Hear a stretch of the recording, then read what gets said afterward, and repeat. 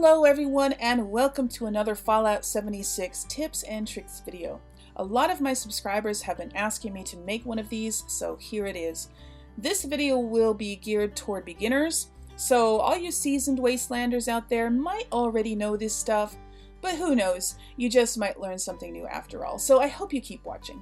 I'd like to give a quick shout out to one of my patrons over on Patreon, Sharon Freeman. Thank you so much for supporting my channel. You are awesome.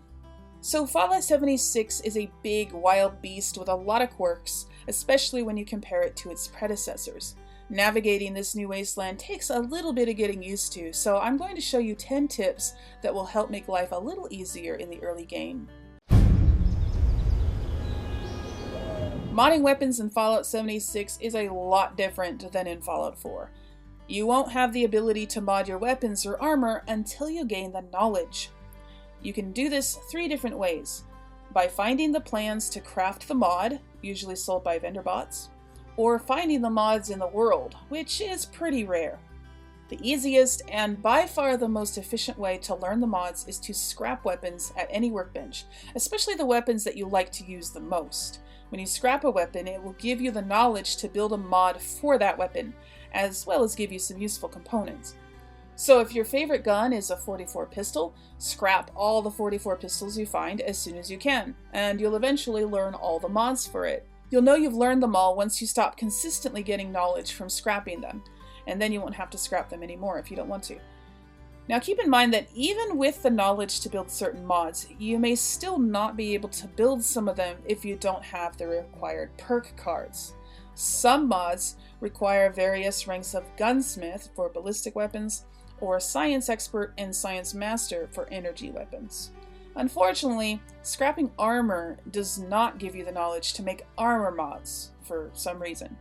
These you will have to find or buy.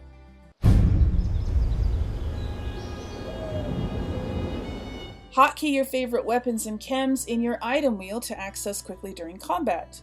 To access the item wheel, you just push up on the D-pad if you're using a controller. You can even customize the positions of the items in the wheel to make it easier for you to find them. If you're used to playing Fallout 4 on console, the item wheel may cause you some grief at first, since Fallout 4 used the D-pad to navigate the favorites menu, defaulting stimpaks to the down button. However, in Fallout 76, stimpaks are defaulted to the right button, and you can't change it. So if you're used to pushing right on the D-pad in Fallout 4 to equip your shotgun in a sudden ghoul swarm attack, in Fallout 76, you're likely going to be spamming stimpaks on accident instead. I did this all the time in the beginning until I got used to it, so be mindful of this because stimpaks in the early game are like gold. Something else to note about the D-pad: if you push left, it will equip your last used weapon, meaning the one you used before your current one.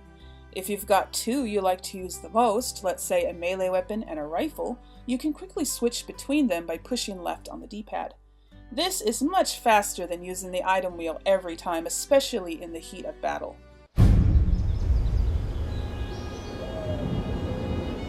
Since Fallout 76 is an online game, it won't pause when you're looking at your Pipboy. So bringing up your Pipboy can be dangerous, since it blocks your whole screen and you can't see what's going on around you. If this unnerves you like it does me, you can use the Quick Boy instead. To do this, bring up your Pipboy and press the View button to change views. This will change the Pipboy to a see-through heads-up display instead. It will stay this way until you manually change it back, and this setting will also carry over to any new characters that you create afterwards.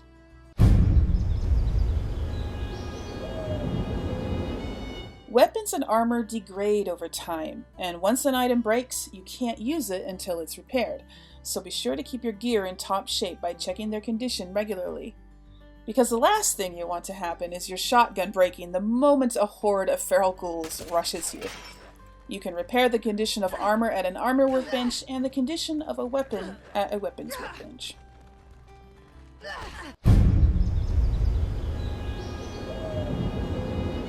Some perk cards allow you to find more items when you search a container or dead body, like the Scrounger perk for instance, 80% chance to find more ammo when you search an ammo container. This perk was also in Fallout 4, but in that game it was passive. just increasing the amount of ammo that you find in containers overall. In Fallout 76, however, it is not passive.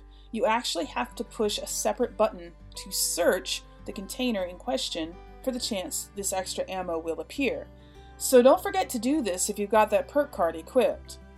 Other perk cards with this feature are Pharma when you search a chem container, Can Do when you search a food container, and Butcher's Bounty when you search a dead animal.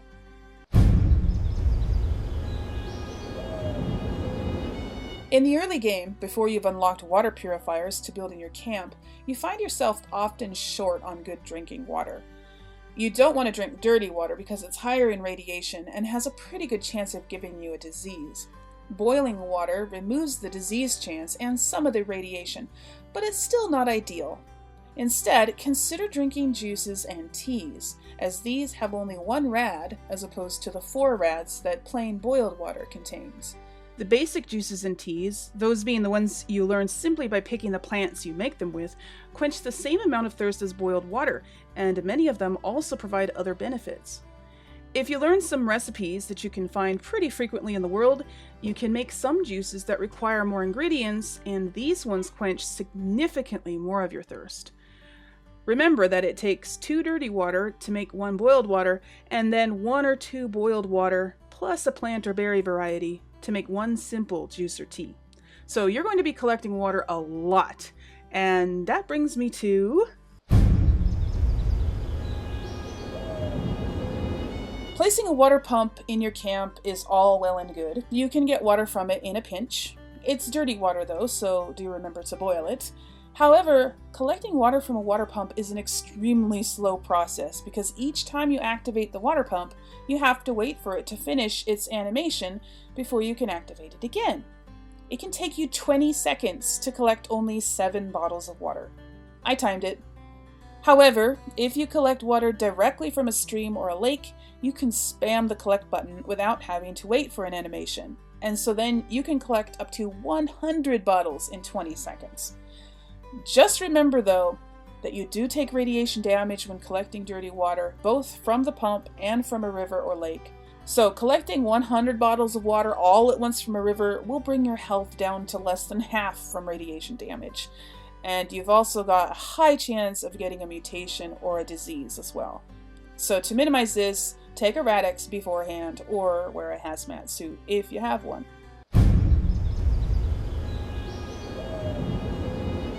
Need to repair your weapon or armor on the fly but are nowhere near a stash box so you can access your crafting components? No need to rush around and try to find what you need. All crafting benches in the game are connected to your stash box, so even if your inventory is completely empty of junk, you can still use what you've got in your stash at any workbench, provided you put stuff in your stash box in the first place, of course.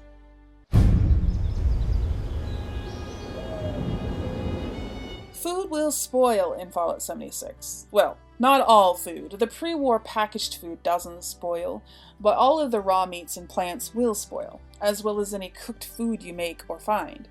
Once it spoils, it will turn into spoiled meat or spoiled vegetables, which you can use to make fertilizer, which you need to grow crops with. You can tell how far gone the food is by looking at its condition bar. Each food variety spoils at different rates, but cooked food spoils a lot slower than raw. So if you're out hunting for rad stag meat for that carry weight bonus, be sure to stop and cook it as often as possible so you don't waste all your time and bullets by letting it go bad. Same goes for if you're collecting plants for growing crops. Get back to your camp and plant them as soon as possible, or you'll have to collect them all again after they go bad. The perk Good with Salt will decrease the rate at which food spoils in your inventory by 90%.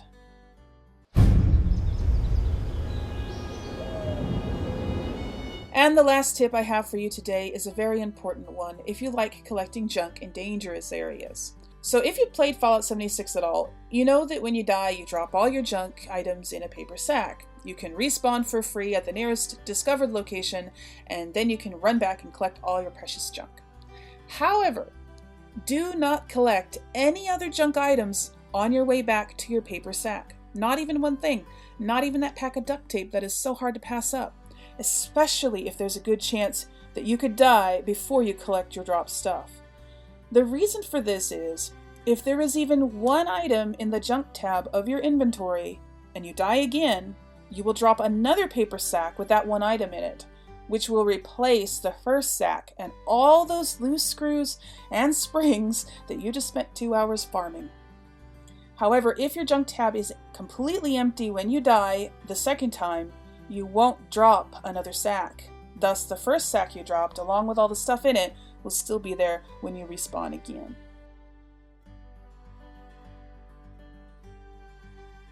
And that is going to do it for this video, everyone. I hope you enjoyed it, and if you learned something new, give this video a thumbs up as it helps out my channel a lot. Now, this was by no means an exhaustive list of tips, so if you have any that I haven't mentioned, mention them to me down below and they may make it into my next video.